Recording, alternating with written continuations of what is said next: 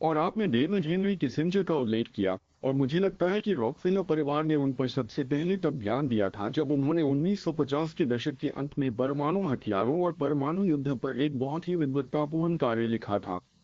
परमाणु हथियार और विदेश नीति। Correct। And और उस समय से वो रॉकफेलर परिवार के काफी करीब हो गए। वो ऐसा किया। दरअसल मुझे लगता है कि मैं ही पहला व्यक्ति था जो उन्हें जानता था, क्योंकि वे न्यूयॉर्क स्थित काउंसिल ऑन फॉरेन रिलेशंस नामक संगठन के सदस्य थे और उस समय एक अध्ययन समूह था जिसकी अध्यक्षता उन्होंने हार्वर्ड में एक युवा प्रशिक्षक के रूप में की थी। मैं उनसे इतना प्रभावित हुआ कि मैंने उनका परिचय अपने भाई नील्सन से कराया, जो उस समय न्यूयॉर्क में गवर्नर थे और संयुक्त राज्य अमेरिका के राष्ट्रपति पद के लिए विचार कर रहे थे। वे अच्छे मित्र बन गए और वास्तव में हेनरी नील्सन के विदेश नीति सलाहकार बने रहे जब तक वे सार्वजनिक जीवन में रहे।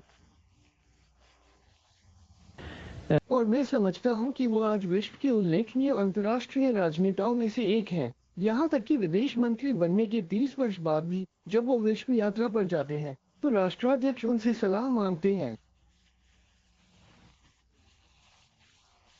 मैं आपको उस समय तक वापस ले चलता हूँ जब आपने कहा था कि जब आप यहाँ आए तो आपके जीवन में बहुत बड़ा परिवर्तन आया। क्या कोई ऐसा कोर्स, कोई ऐसा प्रोफेसर था जिसने वास्तव में आपके लिए यह अंतर पैदा किया? हाँ, हेनरी किसिंजर का एक कोर्स, एक सेमिनार था जिसमें सचमुच मेरी आंखें खोल दी। मुझे सेमिनार में शामिल नहीं किया गया, लेकिन मैंने इसमें भाग लिया।